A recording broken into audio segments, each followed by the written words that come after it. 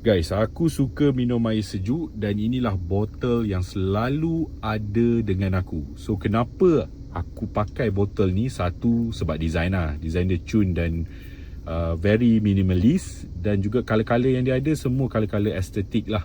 Dan juga yang paling penting adalah salah satunya, dia adalah straw. Okay, ni untuk korang yang suka minum air sejuk lah macam aku. So, senang lah. Tak payah buka dan tak payah apa. Yang kedua, kalau nak minum air panas pula, kalau straw memang sakit kan. Dia ada juga sip macam ni lah. And then yang paling penting adalah selalunya kalau kau beli botol macam ni, dia tak sediakan bawah ni tau. And dia macam protection. Sebab bila tak ada benda ni, bila jatuh dan sebagainya, dia akan kemek-kemek. Tapi kedai ni dia bagi ni secara free weh, percuma.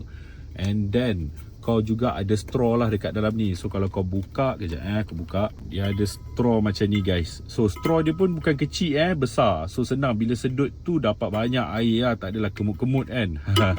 Dan juga dia ada handle ni guys.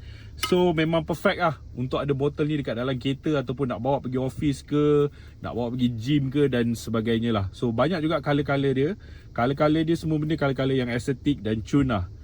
Dekat mana kau nak dapatkan ni? Of course lah, dekat beg kuning.